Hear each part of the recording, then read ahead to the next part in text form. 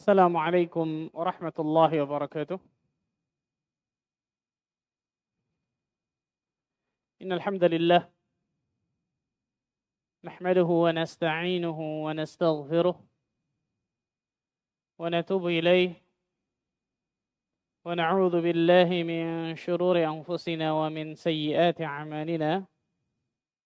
من يهده الله فلا مضل له ومن يضلل فلا هادي له.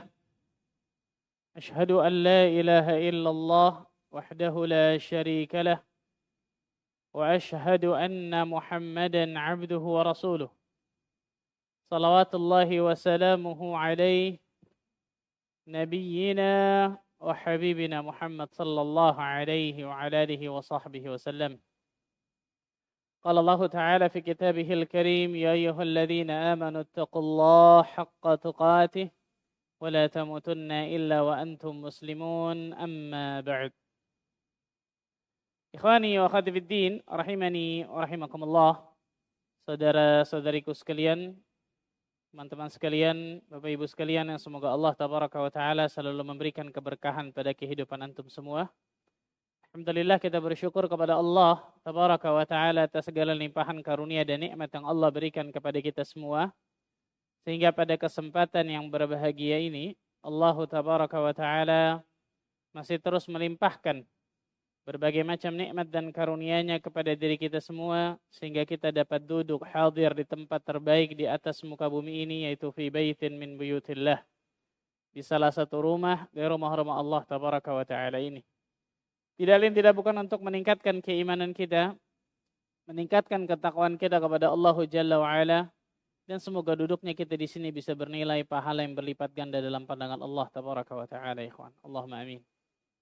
Salat dan salam semoga tercurah kepada Rasulina al-Karim, Nabi kita Muhammad sallallahu alaihi wasallam, Nabi akhir zaman, Nabi yang telah membawa kita dari zaman kejahiliahan, dari zaman kebodohan, dari zaman keterasingan akan ilmu menuju zaman yang terang benderang akan ilmu syar'i, itu zaman as-sunnah. Ma'asyarul muslimin wal muslimat rahimani wa rahimakumullah, melanjutkan mabhath kita, kajian kita tentang as-sirah an-nabawiyah, kisah perjalanan hidup Nabi kita Muhammad sallallahu alaihi wasallam. Dan hari ini insyaallah taala kita akan bahas salah satu mukjizat yang Allah tabaraka wa taala berikan kepada Nabi kita Muhammad sallallahu alaihi wasallam, peristiwa yang sangat luar biasa, yang peristiwa ini pada hakikatnya untuk menghibur diri Nabi sallallahu alaihi wasallam, itu peristiwa al-Isra wal Mi'raj. Isra dan Mi'raj. Kenapa untuk menghibur diri Nabi sallallahu alaihi wasallam? Karena paling tidak ada 3 hal. 3 ujian, 3 cobaan yang Allah Azza wa Jalla berikan sebelum Allah berikan hiburan berupa Isra dan Mi'raj ini. Yang pertama adalah meninggalnya istri tercinta beliau, Khadijah radhiyallahu anha, yang itu menjadikan Nabi sallallahu alaihi wasallam sangat luar biasa bersedih. Yang kedua, meninggalnya paman Nabi sallallahu alaihi wasallam yang sangat beliau cintai dan meninggal qadarullah dalam keadaan tidak beriman, yaitu Abu Talib. Dan yang ketiga, ditolaknya Nabi sallallahu alaihi wasallam berdakwah di kota Taif. Ini 3 ujian, cobaan yang Allah Azza wa Jalla berikan kepada Nabi kita Muhammad sallallahu alaihi wasallam yang sangat luar biasa. 3 ini nih benar-benar menggoncang apa? Mental Nabi, diri Nabi sallallahu alaihi wasallam, sehingga Allah Azza wa Jalla berikan satu hiburan kepada diri Nabi sallallahu alaihi wasallam, yaitu Allah Isra dan Mi'rajkan diri Nabi sallallahu alaihi wasallam. Satu-satunya makhluk yang pernah berdiri di depan pintu langit, kemudian masuki satu persatu dari pintu langit tersebut, dari langit pertama sampai langit ke-7, hanya Nabi kita Muhammad sallallahu alaihi wasallam. Bahkan Rasul sallallahu alaihi wasallam memasuki yang malaikat Jibril tidak bisa masuki, Sidratul Muntaha. Sidratul Muntaha, subhanallah. Bahkan Allah Azza wa Jalla menjadikan Nabi sallallahu alaihi wasallam dapat memasuki surga, melihat bagaimana keindahannya. Salah satunya ketika Al-Isra wal Mi'raj. Ikhwatul iman rahimani wa rahimakumullah. riwayat tentang Al-Isra wal Mi'raj ini riwayatnya mutawatir. Syekh Al-Albani rahimahullahu taala sampai mengumpulkan puluhan sahabat yang meriwayatkan tentang Isra dan Mi'raj Nabi sallallahu alaihi wasallam. Berarti tidak mungkin untuk berdusta, tidak mungkin dhaif. Ini menunjukkan bahwa riwayat Al-Isra wal Mi'raj ini mutawatir, jadi tidak mungkin lemah. Mau masuk akal kita atau tidak masuk akal kita, wajib kita mempercayainya. Wajib kita tunduk. Karena banyak orang zaman sekarang, kaum muslimin. Kita nggak bicara orang selain Islam lah. Kaum muslimin. Mengaku seorang muslim tapi meragukan tentang Al-Isra wal Mi'raj. Wah ini nggak masuk akal nih. Logika gimana nih seterusnya. Padahal riwayat-riwayat tentang Isra dan Mi'raj ini diriwayatkan dari puluhan sahabat. Puluhan sahabat. Makanya Syekh Al-Albani sampai mengatakan riwayatnya mutawatir, diriwayatkan dari puluhan sahabat, subhanallah. Nah, salah satu riwayat yang akan kita sebutkan dan salah satu riwayat yang lengkap Masya Allah dari seorang sahabat yang bernama Malik bin Sa'sa'ah. Itu pernah dengar nama sahabat ini? Malik bin apa? Sa'sa'ah. Bahasa Indonesia sok. Ini pakai ain. Sa'sa'ah. Malik bin Sa'sa'ah. Ini satu riwayat yang bisa dikatakan riwayat yang lengkap dan nanti kita tambahkan dengan riwayat-riwayat yang lain dari sahabat. Tapi ini salah satu periwayatan yang paling lengkap dari Isra dan Mi'rajnya Nabi sallallahu alaihi wasallam. Kita tahu bersama Al-Isra itu artinya perjalanan malam. Maksudnya apa? Allah Azza wa Jalla memperjalankan malam Nabi sallallahu alaihi wasallam dari Makkah, Masjidil Haram ke Baitul Maqdis. Al-Isra itu. Adapun Al-Mi'raj, Allah tabaraka wa ta'ala memperjalankan nabinya yang mulia sallallahu alaihi wasallam dari Baitul Maqdis ke langit ketujuhnya. Jadi Al-Isra perjalanan malam dari Masjidil Haram dari Makkah ke Baitul Maqdis di Palestina dan Al-Mi'raj adalah perjalanan malam dari Baitul Maqdis menuju ke langit ketujuh yaitu ke Sidratul Muntaha bertemu dengan Allah tabaraka wa ta'ala, salah satunya untuk menerima perintah salat dan ini yang paling inti. Untuk menerima perintah salat yang 5 waktu. Allah tabaraka wa ta'ala berfirman di dalam surat Al-Isra ayat ke-1. Dalam surat Al-Isra ayat ke-1. Subhanalladzi asra bi'abdihi laylan minal masjidil harami ilal masjidil aqsa. Maha suci Allah yang telah memperjalankan hambanya dari Masjidil Haram ke Masjidil Aqsa. Lihat, Allah menggunakan kata-kata asra bi'abdihi. Yang telah memperjalankan hambanya. Jadi Allah Azza wa Jalla yang menjadikan Rasul sallallahu alaihi wasallam itu apa? Berjalan. Jadi bukan Rasul sallallahu alaihi wasallam sendiri. Tapi jelas ini kuasa Allah Azza wa Jalla, kekuasaan Allah tabaraka wa taala. Maha suci Allah yang telah memperjalankan hambanya dari Masjidil Haram di kota Makkah ke Masjidil Aqsa di Palestina. Nah, para ulama berikhtilaf, berselisih pendapat. Apakah Rasul sallallahu alaihi wasallam Isra dan Mi'raj ini hanya ruhnya saja atau ruh dan jasad? Kira-kira apa ya, kawan? Ruh saja atau ruh dan jasad? Hah? Masya Allah diam, berarti antum nggak tahu, bagus Masya Allah. Kalau nggak tahu berarti apa? Diam. Sebagian ulama mengatakan hanya ruhnya saja. Tapi Allah alam bisawab, pendapat yang benar ruh dan jasad. Pendapat yang benar adalah apa? Ruh dan jasad. Karena tadi itu Allah yang memperjalankan hambanya. Bukan Nabi SAW tiba-tiba mau jalan sendiri gitu. Enggak. Tapi Allah Azza wa Jalla dengan maha kuasanya yang memperjalankan Rasul SAW dari kota Makkah ke Baitul Maqdis. Dan yang sepakat apa yang dirojikan oleh para ulama, jumhur ulama mengatakan bahwa Rasul SAW Isra dan Mi'raj itu ruh dan jasad. Ruh dan jasad. Karena kalau ruhnya saja ikhwan, tidak mungkin orang-orang musyrikin itu memperolok-olok Nabi SAW. Betul nggak ikhwan? Kalau ruhnya saja, misal ruhnya saja atau dalam mimpi misal terusnya, nggak mungkin orang-orang Quraisy itu memperolok-olok Nabi bahkan menjadikan kejadian Isra dan Mi'raj ini nih untuk tambah meyakini kepada orang-orang di Mekah, Muhammad itu pembohong doang tuh. Sengaja dijadikan apa? Memperolok-olok. Nggak mungkin, nggak masuk akal tuh. Nah kalau hanya ruhnya saja nggak mungkin orang-orang kafir Quraisy kata para ulama itu sampai memperolok Nabi kita Muhammad sallallahu alaihi wasallam. Dan saya katakan tadi bahwa bukan dari keinginan Nabi sallallahu alaihi wasallam yang tiba-tiba berjalan dari Mekah dan Madinah, tapi Allah yang memperjalankan Nabi yang mulia sallallahu alaihi wasallam. Dan Allah azza wa jalla maha kuasa atas segala sesuatu, ikhwan. Ikhwatul iman rahimani wa rahimakumullah. Kita baca hadisnya. Hadis yang sahih riwayat Imam Muslim dari Malik bin Sa'sa'ah.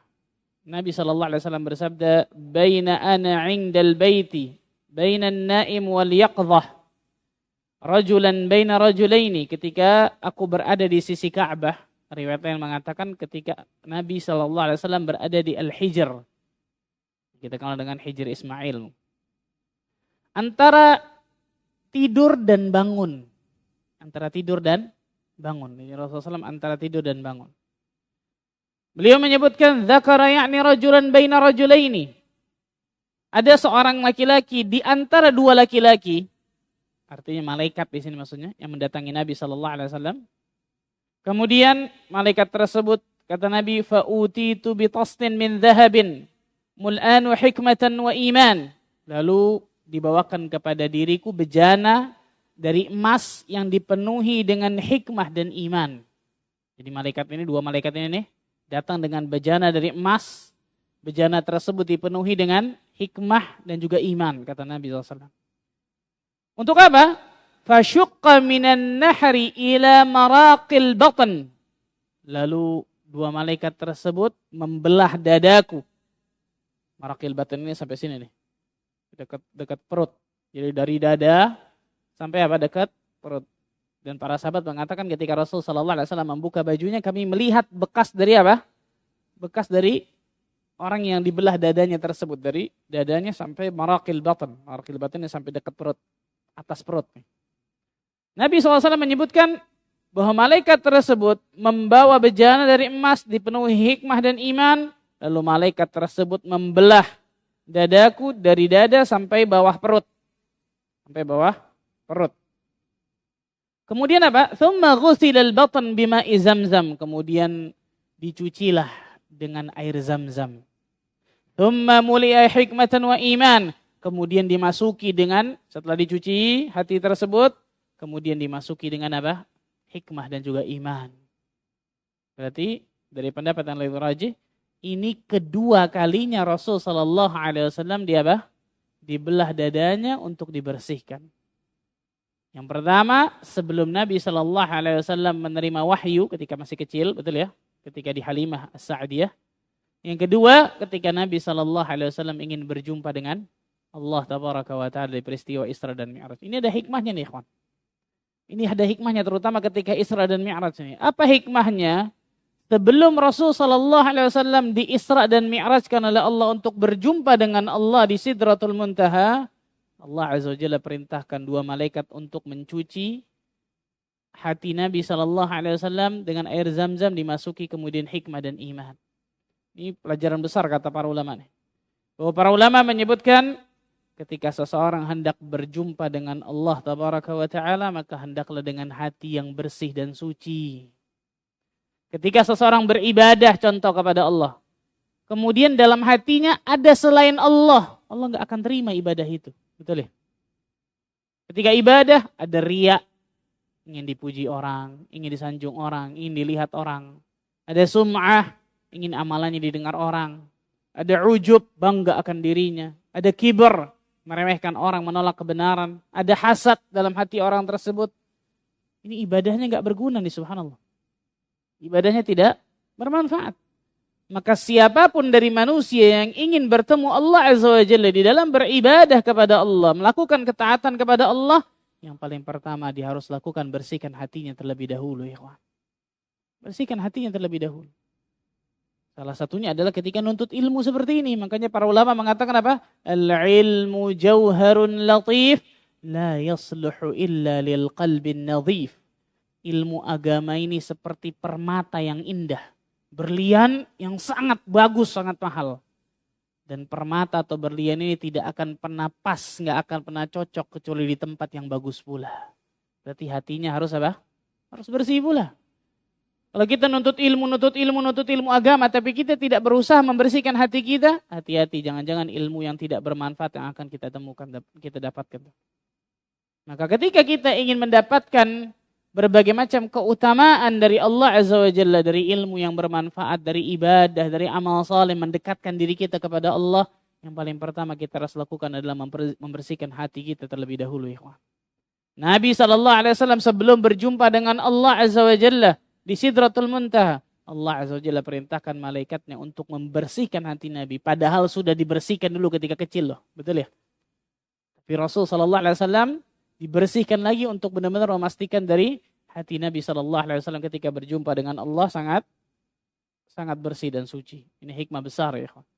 Ketika kita mau ibadah, amal saleh, nuntut ilmu agama yang berkaitan dengan Allah, ketaatan, maka hati kita harus bersih. Contoh sekarang nih, orang-orang yang haji, mabrur itu susah ya kawan. Kalau untuk dapatkan titel H titik HJ titik gampang itu. Betul ya? Tapi mabrur nggak main-main itu. Al-hajjul mabrur laisa lahu jazaa illal jannah. Haji yang mabrur tidak ada yang pantas dibalas baginya kecuali surga Allah Azza wa Jalla. Salah satunya apa? Ini nih. Dia harus jaga benar-benar keikhlasannya, dia harus jaga kebeningan hatinya ketika dia haji. Jangan sampai ada unsur-unsur yang lain yang dalam hatinya. Bahkan apa? Tidak boleh berkata-kata yang buruk, tidak boleh berbuat kefasikan, tidak boleh berbuat dosa dan maksiat. Kalau enggak dapat mabrurnya. Hak titiknya dapat, mabrurnya wallahu a'lam. Betul ya? Yang salah satu hikmah nih, hati ikhwan. Makanya sepakat ulama mengatakan a'malul qulub afdal min a'malil jawarih. Amal-amal hati itu lebih afdal, lebih utama daripada amal anggota badan. Bukan berarti amal anggota badan gak penting, salah. Amal anggota badan penting luar biasa. Tapi tidak ada manfaatnya ketika orang banyak amal anggota badannya, ternyata hatinya apa? Kotor, hatinya rusak. Na'udzubillah. Ini salah satu hikmah. Kemudian setelah itu, Rasul SAW bersabda, wa utitu bidabbatin abyad dunal baghli fawqal himar. Lalu dibawakan kepada diriku binatang yang berwarna putih, yang dia lebih kecil daripada bighal dan lebih besar daripada keledai. Bighal itu persilangan antara kuda dengan himar. Antara kuda dengan himar jadinya bighal.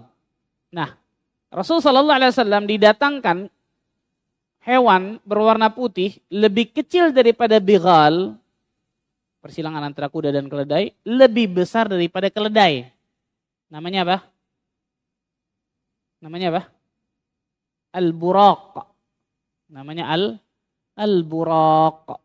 Al-buraq ini para ulama menyebutkan seluruh nabi dan rasul itu memakainya. Jadi bukan hanya nabi kita Muhammad SAW saja, tapi seluruh nabi dan rasul itu memakainya, buraq ini. Subhanallahirrahmanirrahim. Dan terakhir buraq ini dipakai ketika Nabi Isa alaihissalam, berarti sudah ratusan tahun. Maka dalam riwayat disebutkan ketika Rasul ingin menaikinya, buraq itu bergerak. Buraq itu apa? Bergerak seakan-akan tidak mau dinaiki. Maka Jibril mengatakan, wahai buraq, tenanglah, ini Muhammad, Rasulullah SAW. Karena sudah lama nggak dinaiki oleh para nabi. Yang terakhir siapa Nabi? Isa alaihissalam. Maka kemudian dikatakan oleh Jibril seperti itu, maka buraq tenang, maka Rasulullah SAW naik ke atas buraq tersebut. Dan ingat ya ikhwan ya, tidak boleh digambarkan, oh warna putih, ada sayapnya, lebih kecil dari bighal, lebih gede dari himar, yang lebih parah, kepalanya kepala wanita. La ilaha illallah. Ini penghinaan kepada Nabi SAW, hati-hati nih. Kita imani, selesai. Mau kayak gimana lagi bentuknya itu, subhanallah. Wallahu a'lam bissawab. Apa kata Nabi? Yad'u khutwatun inda aqsa tarfahu. Dia meletakkan langkahnya sejauh mata memandang. Bayangkan subhanallah, buraq nih kecepatannya. Dia meletakkan langkahnya itu sejauh mata memandang. Jadi sejauh mata memandang Luar biasa Masya Allah. Saking cepatnya dari buraq tersebut. Sekali lagi hakikatnya seperti apa? Wallahu a'lam bishawab. Ini menunjukkan bagaimana ciptaan Allah yang sangat luar biasa dari kendaraan ini. Itulah namanya apa? Buraq. Maka fantalaqtu ma'a Jibril. Maka aku berjalan bersama Jibril. Aku pergi bersama Jibril alaihissalam. Hatta ataina sama'ad dunya. Sampai ketika aku mendatangi langit dunia. Langit dunia berarti langit keberapa? Langit ke-1. Langit ke-1 ikhwan. Langit dunia itu langit ke-1 yang ada di atas kita nih, langit ke-1 yang kita lihat nih. Adapun langit ke-2, ke-3 sampai ke-7 itu enggak kelihatan sudah. Enggak kelihatan dengan mata kepala kita maksudnya. Tapi yang kita lihat ini langit dunia. Jadi kalau antum lihat itu video alam semesta luar biasa besarnya ini, itu semuanya masih langit pertama semua tuh ikhwan. Itu semuanya masih langit pertama. Kita cuy luar biasa. Terus mau sombong lagi, luar biasa, betul ya? Allahu Akbar. Maka aku pergi bersama Jibril sampai aku mendatangi langit dunia. Qila man hadha? Ketika aku sampai di langit dunia, dalam riwayat lain disebutkan Jibril mengetuk pintu langit dunia. Berarti langit ada apa? Ada pintunya. Wallahu ta'ala alam bisawab, kayak gimana pintunya. Nggak usah dibayangkan gitu. Pintunya gimana Pak Ustaz? Di mana tuh pintu? Nggak bakal masuk kepala kita tuh ya kan. Imani selesai, kan gitu ya. Jibril mengetuk, kemudian malaikat yang menjaga, berarti yang jaga pintu langit ada tuh. Malaikat yang menjaga pintu langit mengatakan, man hadha? Siapa ini? Siapa di luar? Jibril alaihissalam. Wa man ma'ak? Dan siapa yang bersamamu? Huwa Muhammad sallallahu alaihi wasallam. Dia adalah Muhammad sallallahu alaihi wasallam. Maka malaikat yang menjaga pintu langit pertama masih nanya, wa qad ursila ilaih? Apakah dia telah diutus? Maksudnya apakah dia telah diutus menjadi nabi dan rasul? Maka Jibril mengatakan, na'am, betul, dia sudah diutus. Qila marhaban bihi.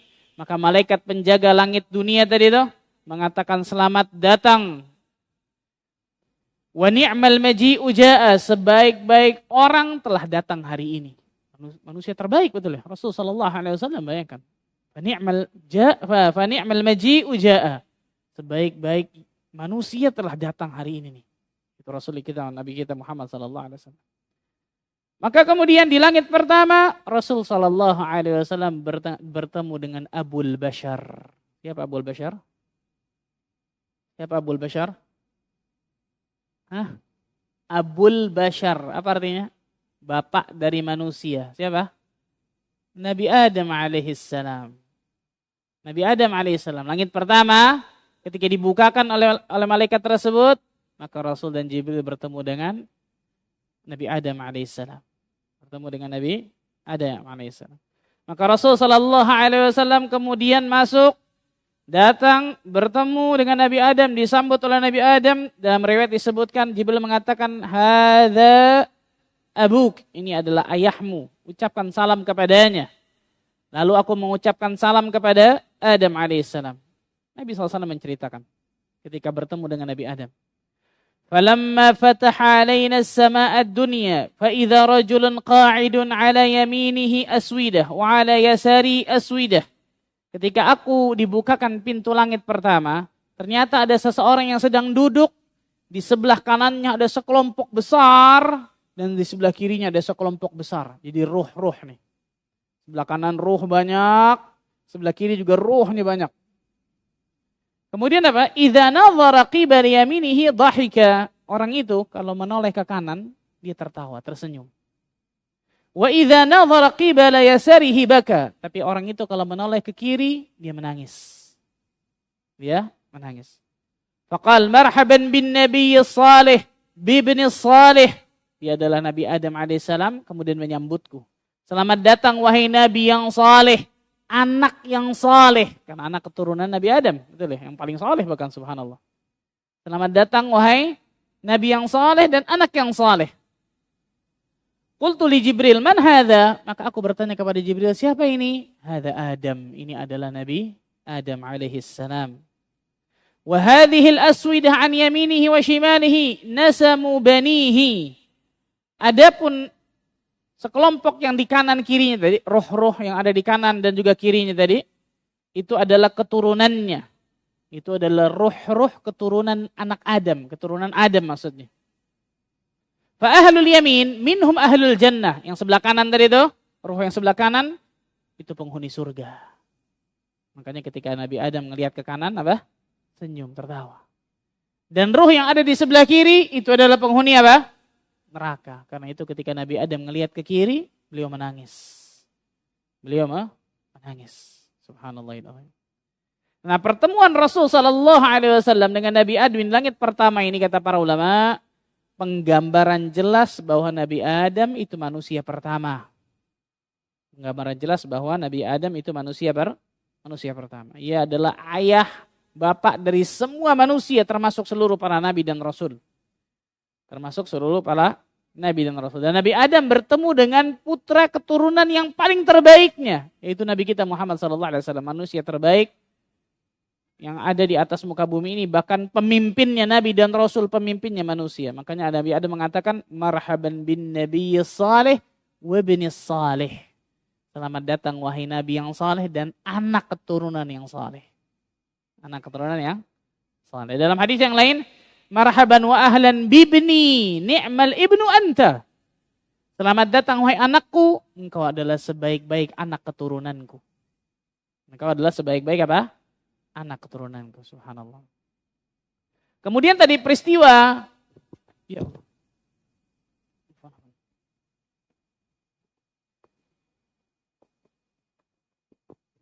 Peristiwa yang menjadi perhatian tadi, bahwa Nabi Adam alaihissalam berkumpul dengan seluruh ruh manusia yang kanan dan yang kiri.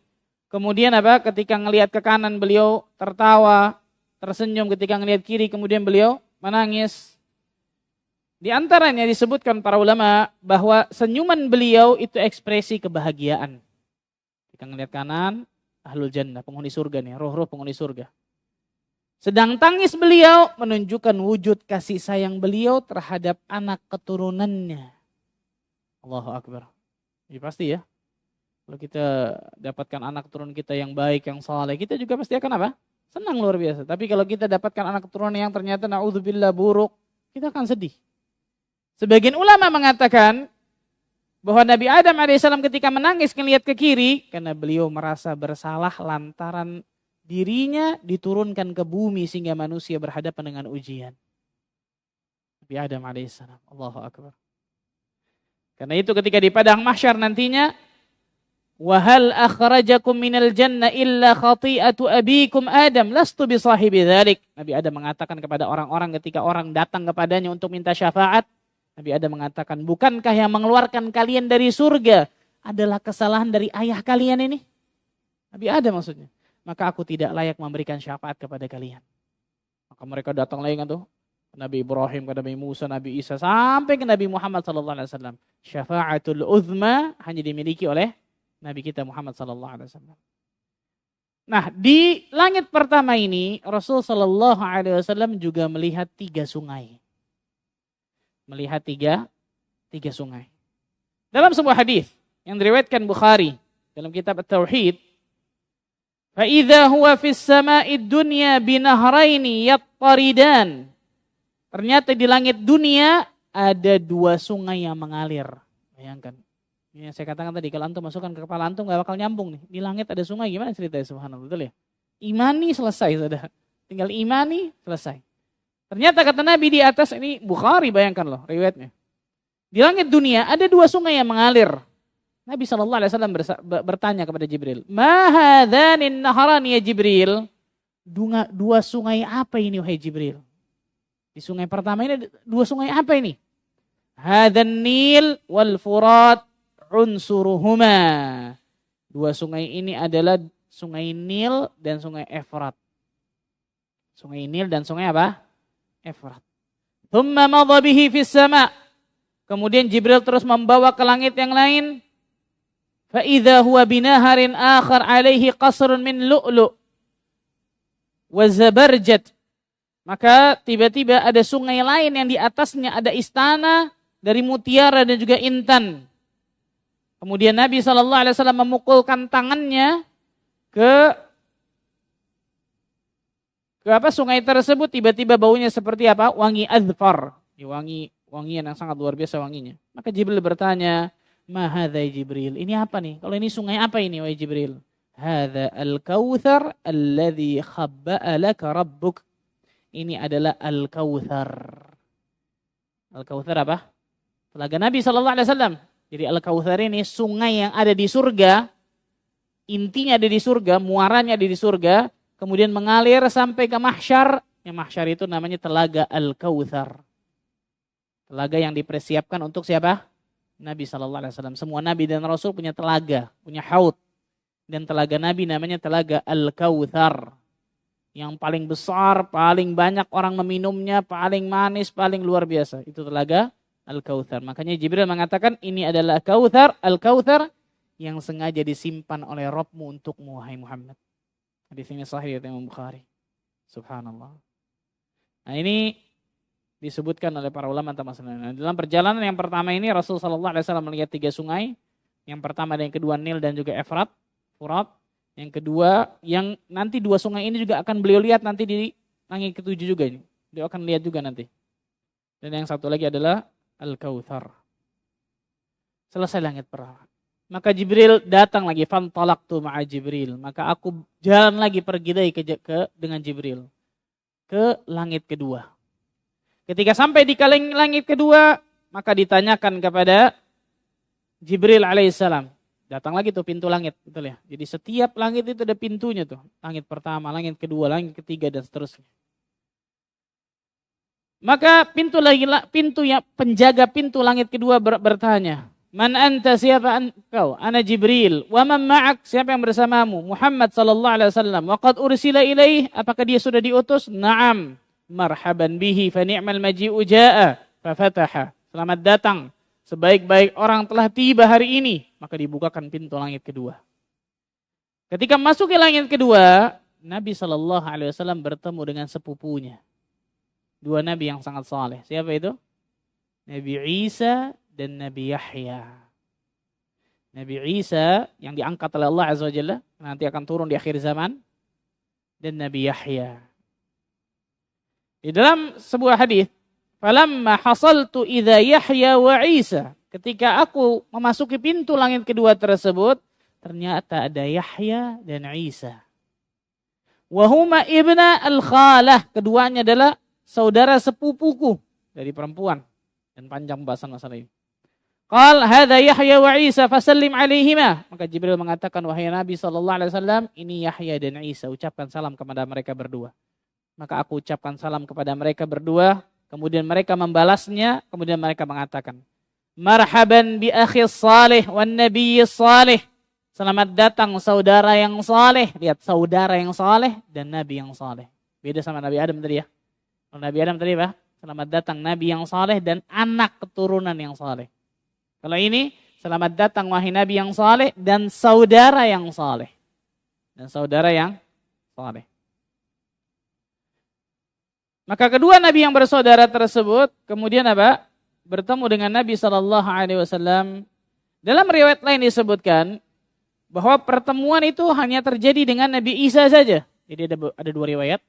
Langit kedua ini ada yang mengatakan Nabi Isa dan Yahya. Riwayat lain mengatakan Nabi Isa saja. Nabi Isa saja. Nah, Rasulullah SAW menceritakan ciri fisik Nabi Isa alaihissalam. Rasulullah menceritakan ciri fisik Nabi Isa.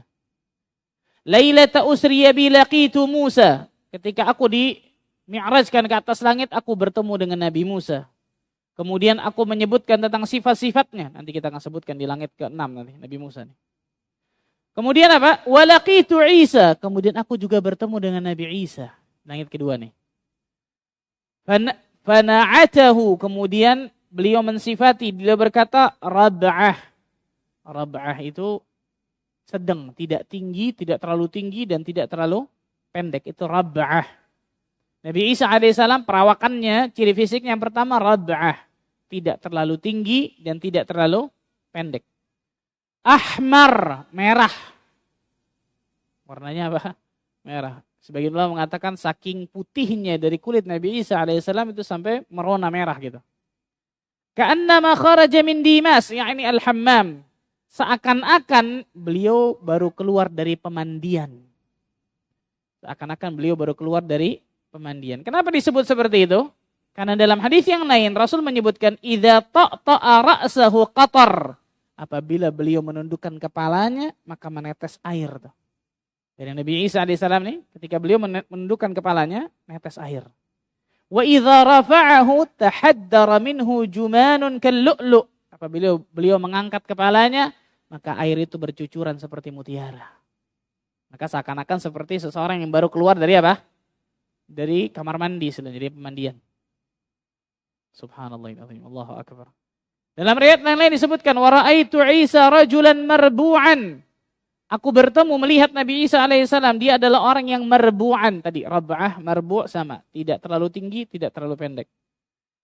Marbu'al khalqi ilal humrati wal bayad. Sedang bentuk badannya dan kulitnya putih kemerah-merahan. Wasib teras dan rambutnya itu lurus. Dan rambutnya itu lurus.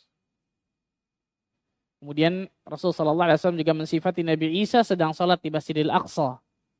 Sedang salat di Masjidil Aqsa juga mensifati ini. Dalam hadis Muslim disebutkan wa idza Isa bin Maryam alaihi salam qa'imun yusalli aqrabun nasi bihi syabahan Urwah ibn Mas'ud Ats-Tsaqafi. Ketika Rasul sallallahu alaihi wasallam di Baitul Maqdis, ulama khilaf di sini. Apakah Rasul sallallahu alaihi wasallam mengimami seluruh nabi dan rasul di Baitul Maqdis setelah turun dari langit atau sebelum naik ke atas langit? Kan kita tahu bersama ketika Rasulullah SAW Isra dari Makkah ke Baitul Maqdis, salah satu peristiwa yang terjadi di Baitul Maqdis, Rasul mengimami seluruh nabi dan rasul. Jadi Allah Azza wa Jalla kumpulkan seluruh ruh nabi dan rasul, kecuali Nabi Isa karena belum meninggal. Maka kemudian Rasul menjadi imam pada saat itu tuh. Bagaimana sholatnya Pak Ustadz? Bagaimana sholatnya? Yang pertama, yang lain sudah jadi ruh, kecuali Nabi Isa, betul ya? Yang kedua, syariatnya kan beda-beda. Ya, wahai ini, kan akidahnya sama tapi syariatnya berbeda-beda, betul ya? Maka jawabannya Allah Azza wa Jalla yang tahu tentang masalah itu. Karena dalam masalah umurun ghaibiyah gak ada ruang ijtihad di dalamnya. Kita imani selesai. Tidak ada ruang apa? Ijtihad di dalamnya. Nah, Rasulullah SAW mensifati Nabi Isa nih ketika bertemu juga di Baitul Maqdis sebelum bertemu di langit kedua nih. Terdapat Isa bin Maryam, dia sedang berdiri sholat ketika di Baitul Maqdis. Orang yang paling mirip dengannya adalah Urwah bin Mas'ud Ats-Tsaqafi radhiyallahu anhu. Salah seorang sahabat. Kenapa Rasul menyebutkan seperti ini? Karena ingin mendekatkan pemahaman kepada para sahabat bahwa paling mirip dengan Nabi Isa ini Urwah bin Mas'ud Ats-Tsaqafi. Ini di langit kedua. Setelah selesai langit kedua, maka Rasul sallallahu alaihi wasallam naik lagi. Tsumma sa'ida bi ila as-sama'i ats-tsalitsah. Kemudian aku dinaikkan lagi menuju langit ketiga. Fastaftaha, maka Jibril meminta dibukakan langit ketiga. Penjaga langit tersebut bertanya, "Man hadza? Siapa ini?" Jibril. Wa man ma'ak, siapa yang bersamamu? Muhammad. Wa qad ursila ilaih, apakah dia telah diutus menjadi nabi dan rasul? Naam, dia sudah diutus. Marhaban bihi fa ni'mal maji'u ja'a fa futiha. Selamat datang. Sebaik-baik orang telah datang, telah tiba, maka dibukakan pintu langit ketiga ini. Ketemu siapa langit ketiga ya kawan? Ada yang tahu? Ketemu siapa Nabi SAW langit ketiga? Bertemu dengan manusia tertampan di jagat raya ini. Siapa? Nabi Yusuf alaihissalam. Falamma hasaltu idza Yusuf. Ternyata di langit ketiga tersebut aku bertemu dengan Nabi Yusuf alaihissalam. Hadza Yusuf, fasallim alaih. Jibril mengatakan, ini Nabi Yusuf, wahai Muhammad sallallahu alaihi wasallam. Ucapkan salam kepadanya. Aku mengucapkan salam kepadanya dan beliau membalas salamku. Kemudian beliau mengatakan, marhaban bi akhi salih wan nabiy salih. Selamat datang wahai saudara yang saleh dan nabi yang saleh. Wa fi riwayat Muslim, dalam riwayat Imam Muslim ditambahkan. Ini perhatikan ya ikhwan. Idza huwa qad u'tiya syatral husn. Nabi Yusuf dianugerahi ketampanan setengah manusia sejagat. Jadi antum yang ganteng-ganteng nih, jangan sombong. Ya Allah, betul ya? Enggak ada apa-apanya, setengah ketampanan sudah apa? Diambil sama Nabi Yusuf. Bayangkan, ini Rasul mengabarkan riwayat Muslim loh. Idza huwa qad u'tiya syatral husn. Beliau dianugerahi setengah ketampanan. Bayangkan subhanallah. Setengah diambil Nabi Yusuf, setengah dibagi-bagi ke kita tuh. Jadi kita cuma 0,0000 berapa persen doang tuh, subhanallahirrahmanirrahim. Allahu akbar. Nah, disebutkan oleh para ulama ketika menjelaskan hadis ini, pujian Rasulullah sallallahu alaihi wasallam kepada Nabi Yusuf, ini kata para ulama merupakan bentuk ketakjuban beliau akan kekuasaan kemampuan Allah dalam menciptakan Nabi Yusuf. Kenapa beliau menyebutkan sampai seperti ini kan gitu ya? Diberikan setengah ketampanan manusia sejagat. Rasul sallallahu alaihi wasallam ingin menyebutkan bagaimana takjubnya beliau dalam kemampuan Allah, kekuasaan Allah dalam menciptakan Nabi Yusuf. Luar biasa. Dalam menciptakan Nabi Yusuf alaihissalam. Sehingga beliau mengekspresikan seperti itu tuh, subhanallah. Nah, jadi beliau menyampaikan seperti itu untuk menyampaikan kepada kita tentang apa? Kehebatan, kemahakuasaan, keluar biasaan kekuasaan Allah Azza wa Jalla dalam menciptakan makhluknya. Dan gak ada yang bisa. Betul ya? Gak ada yang bisa dari makhluk. Anda lihat apa, orang bikin robot, bikin apa. Gak ada apa-apanya sama sekali dengan penciptaan Allah Azza wa Jalla. Jadi Rasul menyebutkan seperti ini, kata para ulama, tidak lain tidak bukan karena apa? Karena ingin menyampaikan kepada manusia tentang keluar biasaan dan kehebatan kekuasaan Allah Azza wa Jalla dalam menciptakan makhluknya. Dan ulama memang khilaf, mana yang lebih tampan, Nabi Muhammad SAW atau Nabi Yusuf. Ulama khilaf tentang masalah itu, betul. Sebagian ulama mengambil jalan tengah, Nabi Yusuf alaihissalam lebih tampan dalam masalah apa? Ketika melihat orang melihatnya, syahwatnya akan timbul, nafsunya luar biasa. Tapi Rasul SAW tampannya berbeda, tampannya lebih kepada kewibawaan dan seterusnya. Ada yang mengatakan ulama seperti itu tentang masalah ini. Ala kulli hal, bukan itulah intinya. Nah, itu Nabi Yusuf alaihissalam. Dan dari sini ikhwan, menunjukkan bagaimana kejujuran dan ketulusan Rasul SAW nih. Makanya Rasul juga menyebutkan kan tentang nasab Nabi Yusuf. Nasab Nabi Yusuf ini nasab terbaik ikhwan. Yang gak ada yang bisa ngalahkan nasab Nabi Yusuf. Rasul SAW menyebutkan Al-Karim, Ibnul Karim, Ibnil Karim, Ibnil Karim. Siapa itu? Yusuf, Ibn Yaqub, Ibn Ishaq, Ibn Ibrahim. Siapa nasab yang bisa kayak gini ikhwan? Nabi Yusuf seorang nabi. Bin, siapa itu? Ayahnya seorang nabi juga. Yusuf ibn Yaqub, nabi. Kakeknya Ishak, nabi. Buyutnya Ibrahim, nabi. Siapa nasab yang bisa seperti ini, subhanallah. Rasul menyebutkan ini dalam riwayat yang sahih yang Bukhari ini. Al-Karim, seorang yang mulia. Ibnul Karim, putra dari seorang yang mulia. Ibnul Karim, cucu dari seorang yang mulia. Ibnul Karim, cicit dari seorang yang mulia. Allahu Akbar. Yusuf, Ibn Yaqub, Ibn Ishaq, Ibn Ibrahim. Alaihim salatu wassalam. Nah, ini di langit 3 nih. Kemudian langit keempat. Thumma sa'ida bi hatta atas sama ar-rabi'ah fastaftaha. Kemudian aku dinaikkan lagi ke langit keempat. Maka Jibril memintakan untuk dibukakan pintu langit keempat tersebut. Penjaga langit keempat bertanya, man hadha, siapa ini? Hadha Jibril. Wa man ma'ak, siapa yang bersamamu? Hadha Muhammad. Wa qad ursila ilaih. Apakah dia sudah diutus? Naam, dia sudah diutus.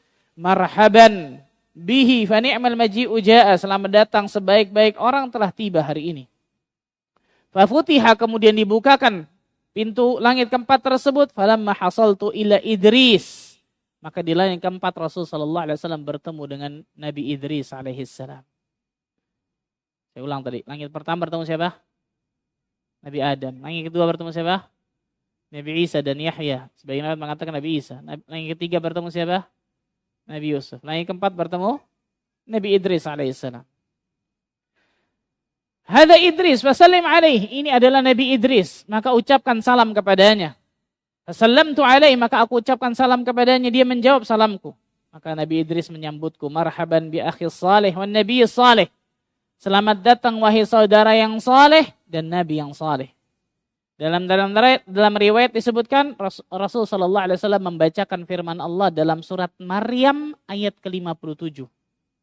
Rasul membaca surat Maryam Surat 19 ayat 57. Wa rafa'nahu makanan 'aliyya. Dan kami telah mengangkat Idris ke martabat yang tinggi, ke tempat yang tinggi luar biasa.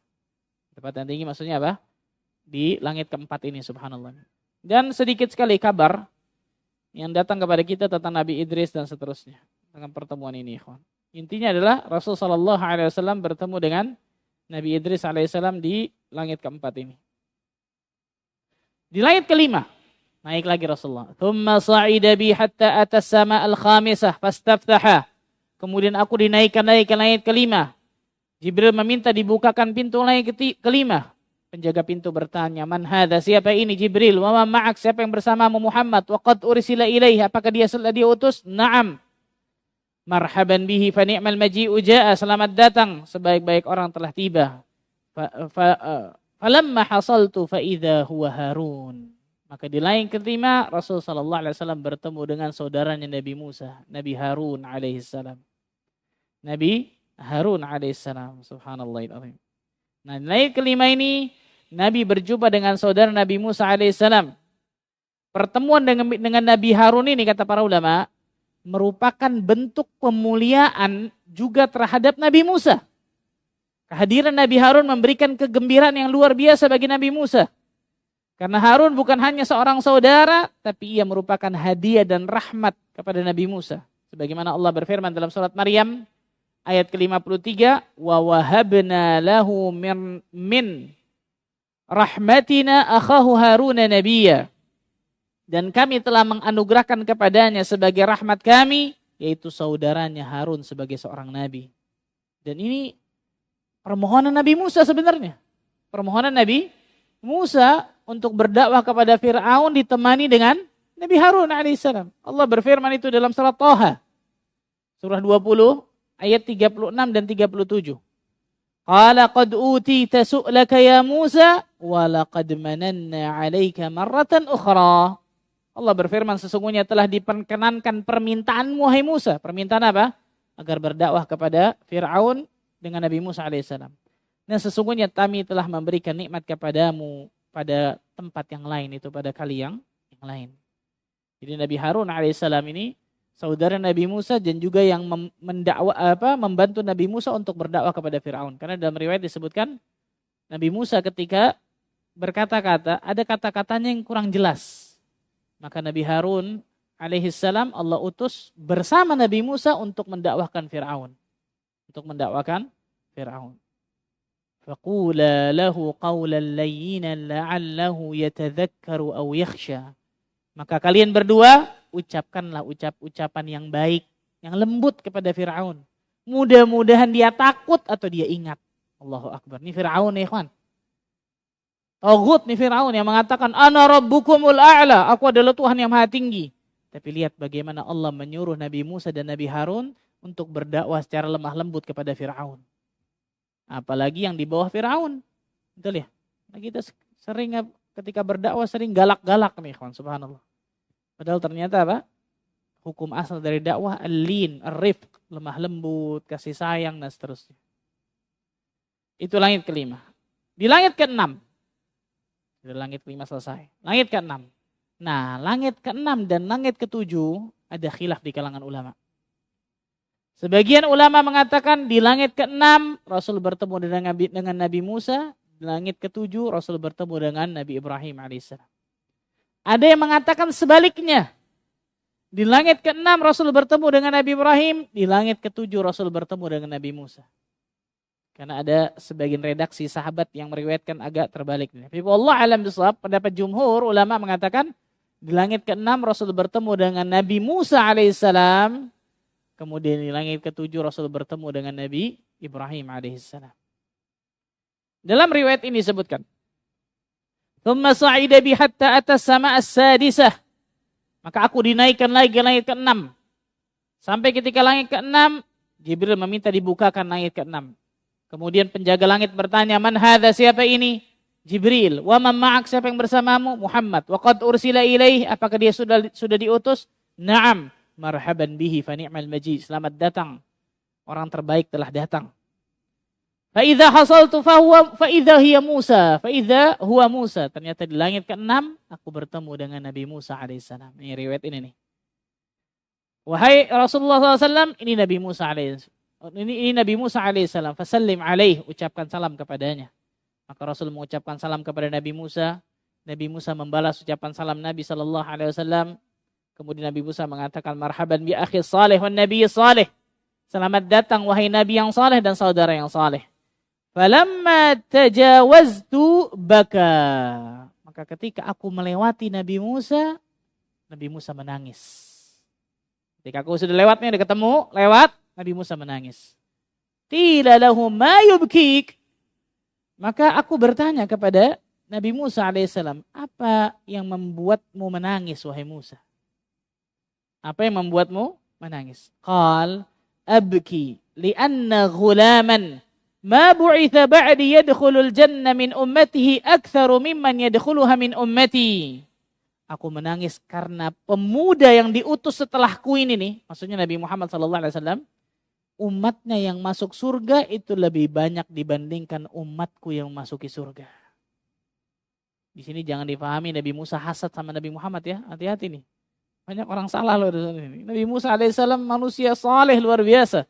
Nabi ulul azmi luar biasa. Gak mungkin hasad kepada Rasul sallallahu alaihi wasallam. Perkataan Nabi Musa ini, kata para ulama, adalah karena apa? Karena kasihannya Nabi Musa alaihissalam kepada kaumnya, kepada Bani Israel. Ternyata banyak yang mendustakan Nabi dan Rasul. Banyak yang tidak mau taat kepada Nabi dan Rasul. Sehingga ketika melihat Rasul sallallahu alaihi wasallam umatnya banyak, kasihan dia melihat umatnya yang ternyata apa? Tidak sebanyak umat Nabi Muhammad sallallahu alaihi wasallam untuk masuki surga. Subhanallah, lihat Bani Israel sekarang, Yahudi dan seterusnya. Na'udzubillah min dzalik. Dalam riwayat lain disebutkan dari Abu Dzar Al-Ghifari, falam yuthbit kaifa manaziluhum ghaira annahu dzakara annahu wajada Adam fis sama'id dunya wa Ibrahim fis sama'is sadisah. Dalam riwayat lain yang saya katakan tadi ini, riwayat Anas bin Malik dari Abu Dzar Al-Ghifari, Anas menyebutkan setelah menyebutkan para nabi secara global, enggak urut, tidak diterangkan bagaimana kedudukan mereka.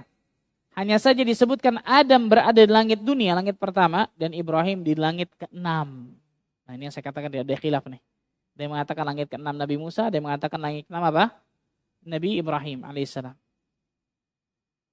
Tapi sebagian ulama mengatakan riwayat seperti ini, kerancuan seperti ini biasa dalam ilmu hadis, tertukar dalam masalah ini. Intinya bukan itu yang paling inti, tapi intinya adalah Rasul sallallahu alaihi wasallam bertemu dengan apa?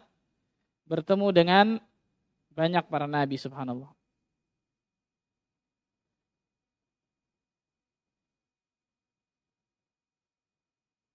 Ibnu Hajar Al-Asqalani rahimahullahu taala menyebutkan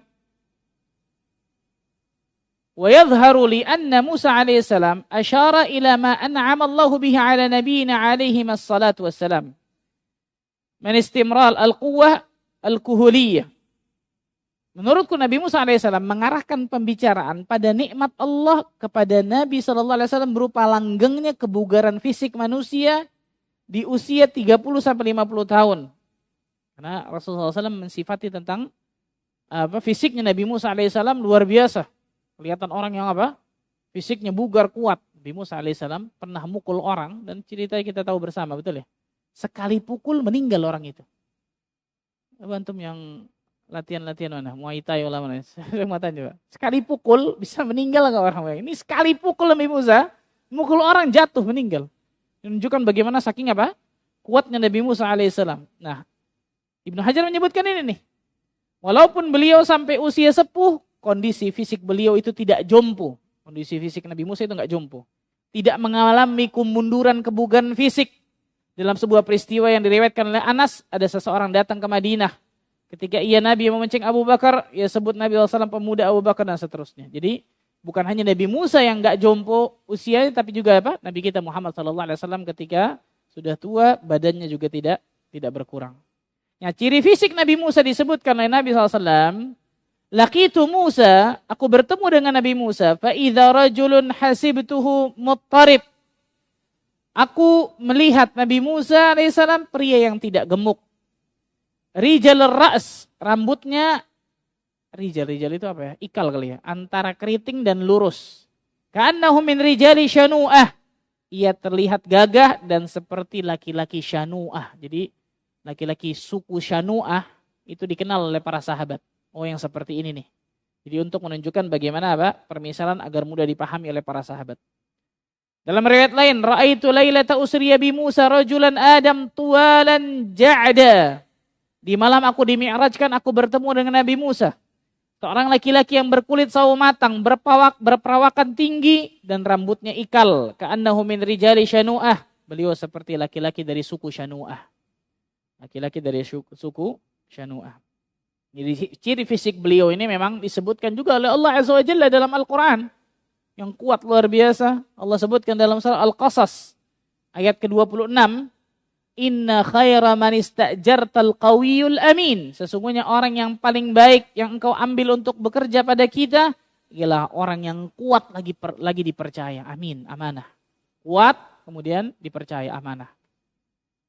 Karena Nabi Musa alaihissalam bisa mengangkat tutup sumur itu sendirian, yang tutup sumur itu biasa diangkat oleh orang banyak. Ini menunjukkan kekuatan dari Nabi Musa alaihissalam itu sendiri. Ini langit ke-6. Dan yang terakhir, di langit ke-7 bertemu dengan Nabi Ibrahim alaihissalam, Abul Anbiya, bapaknya para nabi. Thumma sa'ida bi ila sama'is sabi'ah, kemudian aku dinaikkan ke langit ke-7. Maka Jibril meminta izin untuk dibukakan langit ke-7. Penjaga langit ke-7 bertanya, "Man hadza? Siapa ini?" "Hadza Jibril, ini Jibril." "Wa man ma'ak? Siapa yang bersamamu?" "Muhammad sallallahu alaihi wasallam." "Wa qad ursila ilaih?" Apakah dia sudah diutus? "Na'am." "Marhaban bihi fa ni'mal maji'u ja'a." Selamat datang orang terbaik, hari ini manusia terbaik telah datang. Fa idza hasaltu fa idza Ibrahim. Di langit 7 aku bertemu dengan Nabi Ibrahim alaihissalam. Hadza abuka. Jibril mengatakan ini ayahmu nih. Fasallim alaihi. Kenapa disebut ayahmu? Karena setelah Nabi Ibrahim alaihissalam, seluruh nabi dan rasul itu dari keturunan Ibrahim alaihissalam. Makanya terkenal Abul Anbiya, bapaknya para nabi dan rasul. Ibrahim punya 2 anak, Ismail dan Ishak. Nah, sebelum Nabi Muhammad itu semuanya dari keturunan Ishak tuh kebanyakan. Bani Israel nih, nabi-nabi semuanya dari Ishak, kecuali Nabi Muhammad SAW dari Ismail. Nah, ini semuanya dari apa? Ibrahim. Maka Nabi Ibrahim menyambut, marhaban bi ibni salih wan nabiy salih. Selamat datang wahai anak yang saleh. Lihat, anak yang saleh sama seperti apa? Nabi Adam. Dan nabi yang saleh. Saat aku melewati pintu Jibril, maka dalam riwayat lain disebutkan fa idza ana bi Ibrahim sallallahu alaihi wasallam musnidan dhahrahu ilal baitil ma'mur. Aku berjumpa dengan Ibrahim di langit ke-7. Saat itu beliau sedang menyandarkan punggungnya di Baitul Ma'mur. Di langit ke-7 nih, ikhwan. Beliau Ibrahim sedang bersandar di Baitul Ma'mur. Apa itu Baitul Ma'mur? Tempat ibadahnya dan tawafnya malaikat di langit 7. Kalau di dunia di Ka'bah, betul ya? Kalau di langit ke-7 Baitul Ma'mur. Kata Nabi SAW mensifati Baitul Ma'mur nih, فَإِذَا هُوَ يَدْخُلُهُ كُلَّ يَوْمٍ 70,000 مَلَكٍ لَا يَعُودُونَ إِلَيْهِ. Setiap hari, kata Nabi SAW, tempat tersebut dimasuki oleh 70.000 malaikat. Mereka yang pernah masuk tadi itu, 70.000 malaikat yang pernah masuk, tidak akan kembali lagi mengulanginya sampai hari kiamat. Berarti lebih banyak manusia atau malaikat? Hah? Banyak malaikat jelas. Lihat, bayangkan, Baitul Ma'mur nih, setiap hari masuk 70.000 malaikat. Ketika malaikat ini masuk 70.000, keluar 70.000 ini tidak akan pernah kembali lagi sampai hari kiamat. Padahal setiap hari masuk 70.000. Makanya tidak ada yang bisa mengetahui tentaranya Allah kecuali siapa? Allah Azza wa Jalla. Wa ma ya'lamu rabbika junuda illa hu. Tidak ada yang bisa mengetahui berapa banyak tentaranya Allah itu malaikat maksudnya kecuali dia, kecuali Allah Azza wa Jalla. Malaikat, bayangkan. Kemudian Rasul menyebutkan, wa ra'aitu Ibrahim ana ashbahu waladihi bihi. Aku berjumpa dengan Ibrahim dan aku adalah anak keturunan yang paling mirip dengannya. Jadi Nabi kita Muhammad SAW wajahnya paling apa? Mirip dengan Nabi Ibrahim alaihissalam. Nah, karamah dan kemuliaan ayah para nabi ini tampak dari kesan pertama ketika beliau bersandar di Baitul Ma'mur. Nabi Ibrahim bersandar di Baitul Ma'mur. Sebuah tempat termulia di atas langit. Disebutkan dalam riwayat persis seperti Ka'bah. Tempatnya termulia di bumi. Nabi Ibrahimlah yang meninggikan dan memakmurkan Ka'bah di dunia. Allah balas dengan kemuliaan di tempat serupa di atas langit. Kan yang bangun Ka'bah siapa? Nabi Ibrahim alaihissalam, betul ya? Nabi Ibrahim alaihissalam yang meninggikan membangun Ka'bah di bumi. Maka Allah azza wa jalla berikan kemuliaan tempat yang serupa di atas langit. Itu apa? Di Baitul Ma'mur tersebut, dialah yang berdoa agar hati manusia tertuju kepada Baitullah, Ka'bah, tanah haram. Allah izinkan punggungnya bersandar. Disaksikan malaikat yang tawaf memutari Baitul Ma'mur tersebut. Allahu Akbar, subhanallah. Nabi Ibrahim memberikan nasihat. Dan saya tutup dengan ini mungkin ya. Nabi Ibrahim memberikan nasihat. Laqitu Ibrahim lailata usriya bi. Aku berjumpa dengan Nabi Ibrahim ketika aku diisrakan, Isra Mi'raj. Faqal ya Muhammad. Maka Nabi Ibrahim berkata kepada diriku, wahai Muhammad, aqri ummataka minnis salam. Sampaikan salamku untuk umatmu, wahai Muhammad. Wa akhbirhum annal jannah tayyibatut turbah uzbatul ma'. Beritahu kepada mereka bahwa surga itu, tanah dari surga itu sangat harum, sangat wangi, dan airnya segar. Wa anha qi'an, dan surga itu apa? Dataran yang luas. Qi'an itu dataran yang luas. Wa anna ghirasaha subhanallah walhamdulillah wala ilaha illallah wallahu akbar. Dan tanaman surga itu kalimat subhanallah walhamdulillah wala ilaha illallah wallahu akbar. Jadi Nabi Ibrahim alaihissalam memesankan ini nih kepada Nabi kita Muhammad sallallahu alaihi wasallam untuk disampaikan kepada kita nih, bahwa tanaman surga itu zikrullah. Tanaman surga zikir kepada Allah. Salah satunya ini, subhanallah walhamdulillah wala ilaha illallah wallahu akbar. Dalam riwayat yang lain disebutkan, ya Muhammad mur ummataka an yukthir ghirasal jannah. Wahai Muhammad, perintahkan umatmu untuk perbanyak menanam tanaman surga. Fa inna turbaha thayyibah wa arduha wasi'ah. Karena tanah dari surga itu yang paling terbaik. Kemudian bumi yang luas. Rasulullah SAW bertanya, ma ghirasul jannah? Apa tanaman surga itu, wahai Ibrahim? La hawla wa la quwwata illa billah. Kalau tadi subhanallah, walhamdulillah, wa la ilaha illallah akbar. Yang ini kemudian la hawla wa la quwwata illa billah. Ini zikrullah. Zikir kepada Allah tabaraka wa ta'ala. Jadi tanaman-tanaman surga itu ditanam dengan amal saleh seorang mukmin. Nabi Ibrahim menasehati agar umat Nabi Muhammad SAW banyak menanami tanah di surga dengan pepohonan yang banyak. Karena tanah di surga itu paling terbaik. Bagaimana tanamannya? Dengan zikir, dengan tasbih, tahlil, tahmid, hauqalah tadi, la haula wa la quwata illa billah, dan seterusnya. Ini pertemuan yang singkat dari dua rasul yang sangat agung di langit ketujuh ini. Sampai langit ketujuh, Sidratul Muntaha, nanti kita akan bahas khusus tentang masalah ini. Wallahu ta'ala a'lamu bis-shawab. Sampai sini masih panjang insyaAllah. Pembahasan masalah Isra dan Mi'raj. Dan juga kisah-kisahnya yang lain juga. Saya nggak kisahkan semua ini. Kalau saya kisahkan semua bisa sampai maghrib untuk insyaAllah ini. Ini saya potong-potong. Ini dari si kisah dari Isra Mi'raj. Nanti insyaAllah kita akan bahas Sidratul Muntaha. Kemudian hikmah-hikmah dari Isra dan Mi'raj tersebut. Dan kisah-kisah selain dari ini. Wallahu ta'ala misab. Silakan mungkin kalau ada yang mau bertanya.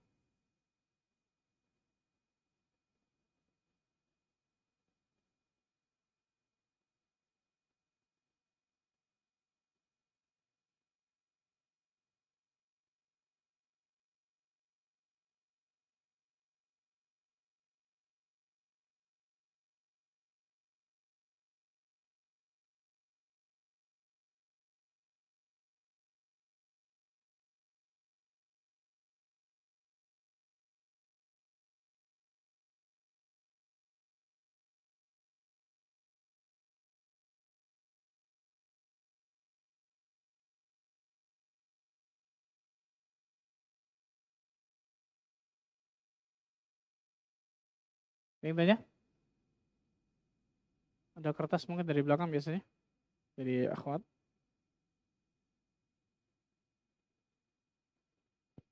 Alhamdulillah kalau nggak ada.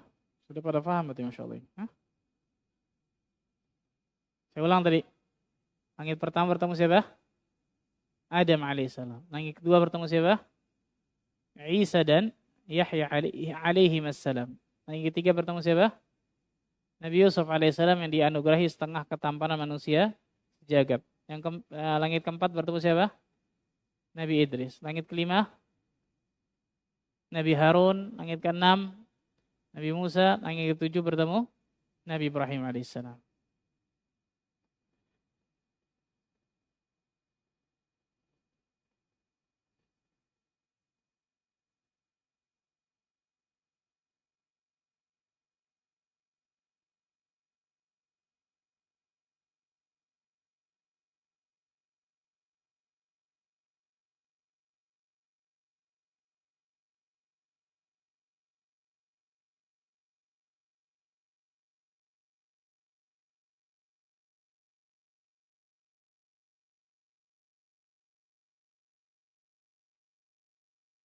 Gak ada?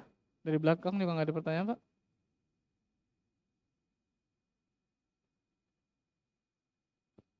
Baik, itu mungkin yang saya bisa sampaikan. Semoga Allah tabaraka wa ta'ala jadikan dari kita orang-orang yang selalu Allah berikan taufik hidayahnya untuk meniti siratal mustaqim. Allah selalu berikan hidayah kepada diri kita untuk meniti jalan yang lurus di atas sunnah Nabi sallallahu alaihi wasallam.